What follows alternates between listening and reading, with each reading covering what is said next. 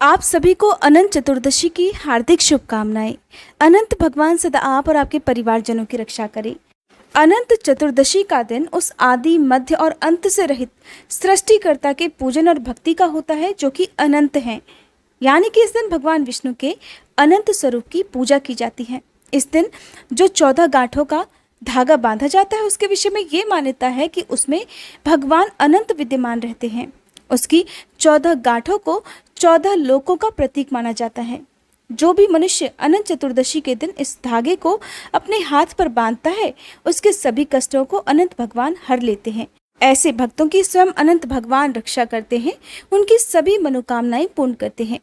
अनंत चतुर्दशी का व्रत और पूजन करने वाले भक्तों को समस्त भौतिक सुखों की प्राप्ति होती है।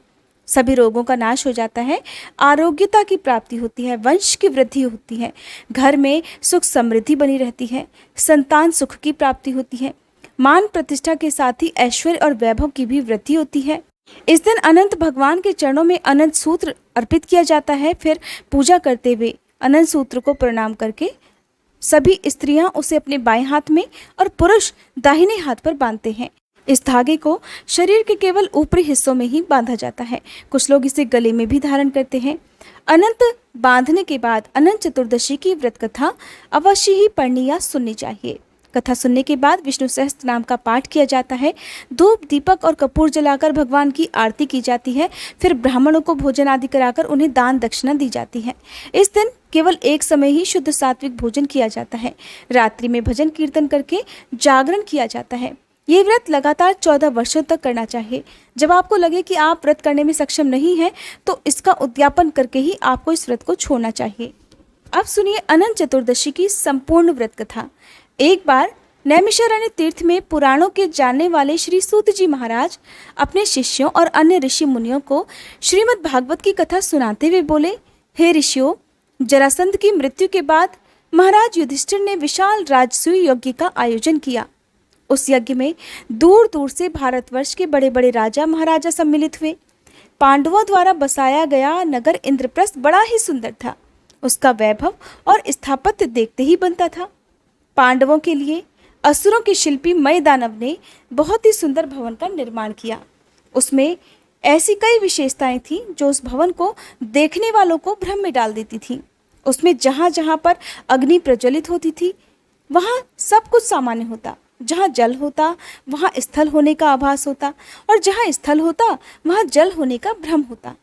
ऐसी विशेषताओं वाले उस भवन को देखने के लिए दुर्योधन भी गया और उस भवन की भव्यता और सौंदर्य को देखकर वह भी विस्मित हो गया। एक स्थान था जहाँ पर जल था परंतु स्थल होने का आभास हो रहा था। दुर्योधन वहाँ गया तो वो जल में गिर पड़ा। उसे ऐसी अवस्था में देखकर द्रौपदी को हंसी आ गई और उसने द्रौपदी को अंधे का पुत्र अंधा कहकर उसका अपमान कर दिया। इस अपमान से दुर्योधन तिलमिला उठा। उसने पांडवों और द्रौपदी को अपमानित करने और उनसे उनका राज्य छीनने की इच्छा से उन्हें चौसर खेलने का निमंत्रण दिया। उस चौसर के खेल में कपट द्वारा पांडवों का राज्य छीनकर उन्हें दास बना लिया और महारानी द्रौपदी को जीतकर उन्हें दासी कहकर अपमानित किया और उनके चीरहरण का प्रयास किया। उस समय द्रौपदी के सम्मान की रक्षा स्वयं भगवान कृष्ण ने की थी। उसके बाद पांडवों को 12 वर्ष के वनवास और 1 वर्ष के अज्ञातवास का प्रण निभाने के लिए कहा गया। एक सम्राट से महाराज युधिष्ठिर एक वनवासी बन गए। उनका समस्त वैभव उनके पास से चला गया। वो अपने भाइयों और अपनी पत्नी रानी द्रौपदी के साथ वन में रहने के लिए विवश हो गए। एक बार जब भगवान श्री कृष्ण उनसे भेंट करने के लिए आए तब उन्होंने दुखी होकर उनसे अपने मन का सारा हाल कह दिया और उनसे उपाय पूछा कि हे मधुसूदन, कैसे उनकी परेशानियों का नाश हो सकता है? कौन सा ऐसा व्रत या पूजन है जिसे करने से उन्हें उनका खोया हुआ मान सम्मान और राज्य प्राप्त हो सकता है? तब भगवान श्री कृष्ण ने उन्हें अनंत चतुर्दशी के व्रत का विधान सुनाया। भगवान कृष्ण कहने लगे कि हे धर्मराज, अनंत भगवान का व्रत और पूजन करने से आपकी समस्त परेशानियों और दुखों का नाश हो जाएगा और जो कुछ भी आपने खोया है वो पुनः आपको प्राप्त हो जाएगा। आपकी सभी मनोकामनाएं भी पूर्ण होंगी। ऐसा कहकर भगवान श्री कृष्ण ने उन्हें अनंत चतुर्दशी के व्रत की विधि बताकर उसकी कथा सुनाई। कथा के अनुसार अति प्राचीन काल में सतयुग के समय में एक ब्राह्मण हुआ करता था। उसका नाम था सुमंत। उसका विवाह वशिष्ठ गोत्र में उत्पन्न हुई भृगु ऋषि की सुंदर कन्या से हुआ। और विवाह के बाद उनके उत्तम गुणों वाली कन्या का जन्म हुआ, जिसका नाम उन्होंने सुशीला रखा। सुशीला की अल्पायु में ही उसकी माँ का स्वर्गवास हो गया। तब उसके पिता सुमंत का दूसरा विवाह कर्कशा नाम की कन्या से हो गया। कर्कशा अपने स्वभाव के अनुसार ही बहुत दुष्ट और कर्कश थी। वह सुशीला के प्रति द्वेषपूर्ण भाव रखती थी, कभी उससे प्रेम नहीं करती और अपने पति से भी प्रतिदिन झगड़ा किया करती। समय के साथ साथ सुशीला की आयु भी बढ़ती गई और वह विवाह के योग्य हो गई। उसके रूप और गुणों की चर्चा सुनकर वेदों के ज्ञाता और मुनियों में श्रेष्ठ कौंडिल्य ऋषि सुमंत के पास सुशीला से विवाह की इच्छा लेकर आए। कौंडिल्य ऋषि ने सुमंत से उसकी पुत्री सुशीला का विवाह उनके साथ करने के लिए कह दिया। सुमंत ने खुशी के साथ अपनी पुत्री का विवाह कौंडिल्य ऋषि के साथ कर दिया। अपनी पुत्री को विदा करते समय उसे कुछ देने की इच्छा से सुमंत अपनी पत्नी कर्कशा से कहने लगा, तो उसने घर के सारे पुराने सामान और बारात के खाने के लिए, रास्ते के भोजन के लिए रात का बचा हुआ भोजन बांध दिया।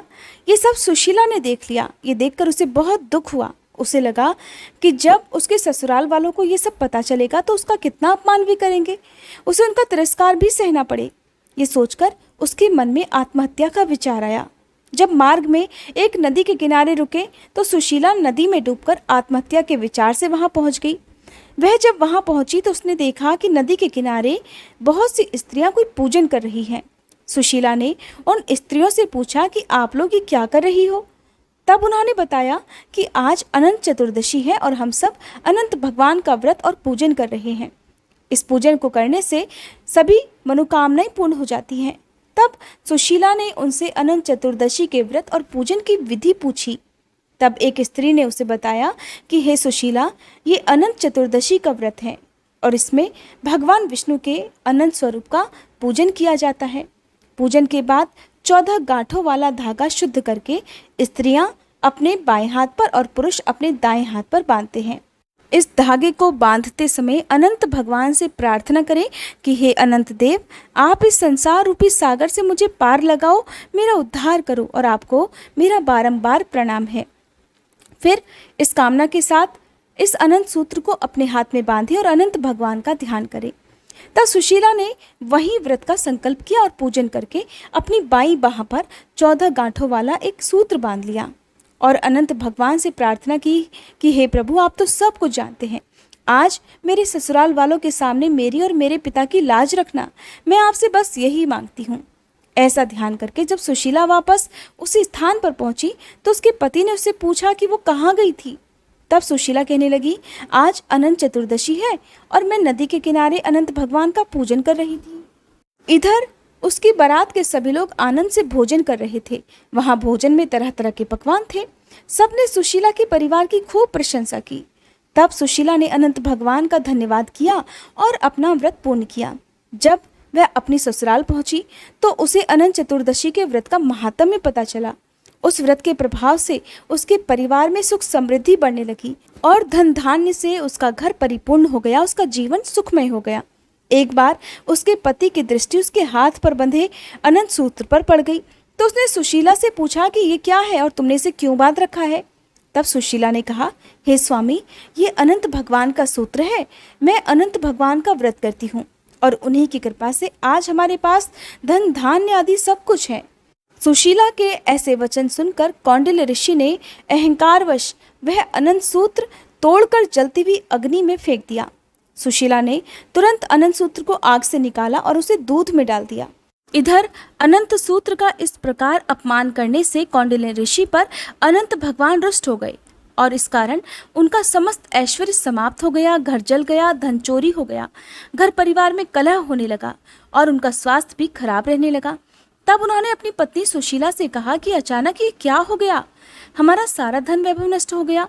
तब सुशीला कहने लगी कि स्वामी, ये सब अनंत भगवान और उनके उस सूत्र के अपमान के कारण हुआ है। तब कौंडिल्य ऋषि को अपनी गलती का पश्चाताप हुआ और उसका प्रायश्चित करने के लिए वे तप करने और अनंत भगवान के दर्शन की इच्छा से वन को चले गए। वन में पहुंचकर कौंडिल्य ऋषि इधर उधर घूमकर सबसे अनंत भगवान के विषय में पूछने लगे। वन में उन्होंने एक फलों से लदा हुआ पेड़ देखा जिसमें कीड़े पड़े हुए थे। उन्होंने उससे पूछा कि तुमने अनंत भगवान को देखा है क्या? तब उस वृक्ष ने मना कर दिया और कहा, नहीं, मैंने नहीं देखा। यह सुनकर जब कौंडिल्य ऋषि आगे बढ़ने लगे तो वृक्ष ने कहा कि अगर तुम्हें अनंत भगवान मिले तो उनसे पूछना कि मेरे अंदर कीड़े क्यों हैं। तब कौंडिल्य ऋषि उससे हाँ कहकर आगे बढ़ गए। अनंत भगवान के दर्शन की इच्छा मन में लिए कौंडिल्य ऋषि वन में आगे बढ़ते रहे। वन में उन्हें घूमती हुई गाय और बछड़े मिले। तब कौंडिल्य ऋषि ने गायों से पूछा कि हे गौ माता, क्या तुमने अनंत भगवान को देखा है? तब उस गाय ने भी मना कर दिया। आगे कौंडिल्य ऋषि को एक बैल मिला, उससे भी उन्होंने वही प्रश्न किया तो उस बैल ने भी मना कर दिया। उसके आगे उन्हें 2 पुष्करनियां मिली, उनसे भी उन्होंने वही सवाल किया, उन्होंने भी वही उत्तर दिया जो बाकी सब ने दिया था। इस प्रकार कौंडिल्य ऋषि वन में आगे बढ़ते रहे और उन्हें जो भी मिलता उससे वो यही प्रश्न पूछते कि क्या आपने अनंत भगवान को देखा है? परंतु किसी से भी संतोषजनक उत्तर ना पाकर वे बड़े दुखी हुए और उन्होंने अपने प्राण त्यागने का निश्चय कर लिया। जब उन्होंने आत्महत्या का प्रयास किया तभी अनंत भगवान एक ब्राह्मण के रूप में प्रकट हो गए और कौंडिल्य ऋषि को लेकर एक गुफा के अंदर चले गए। उस गुफा के अंदर कौंडिल्य ऋषि को बहुत सुंदर लोक दिखा। वहां पर चारों ओर एक दिव्य प्रकाश फैला हुआ था। वहां पर सभी लोग प्रसन्न थे। वहीं पर उन्हें अनंत भगवान के विश्वरूप के दर्शन हुए। एक दिव्य सिंहासन पर अनंत भगवान शंख चक्र गदा पद्म लिए गरुड़ के साथ विद्यमान थे। भगवान के विराट रूप को देखकर कौंडिल्य ऋषि ने उनकी स्तुति की और अपनी गलतियों के लिए उनसे क्षमा मांगी। कौंडिल्य ऋषि के भक्तियुक्त वचन सुनकर अनंत भगवान ने उनसे कहा, हे कौंडिल्य, तुम किस इच्छा से मुझे खोज रहे थे? तुम भय मुक्त होकर मुझसे अपने मन की बात कहो। तब कौंडिल्य ऋषि कहने लगे, हे प्रभु, मैंने अज्ञान और अहंकार के कारण आपका बहुत अपमान किया और आपके अनंत सूत्र को भी अग्नि में फेंक दिया, जिसके कारण मेरी सारी संपत्ति नष्ट हो गई, मेरे परिवार में अशांति फैल गई, मेरी मान प्रतिष्ठा धूमिल हो गई। मैं अब अपनी गलती की क्षमा प्रार्थना लेकर आपके दर्शन के लिए यहाँ आया हूँ। आपके दिव्य स्वरूप के दर्शन पाकर मेरा जीवन धन्य हो गया।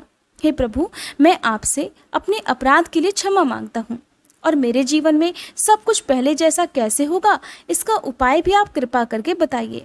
तब अनंत भगवान को उस पर दया आ गई। उन्होंने कहा, हे कौंडिल्य, तुम अपने घर जाकर 14 वर्षों तक अनंत चतुर्दशी का व्रत और पूजन पूरी श्रद्धा और भक्ति के साथ करो।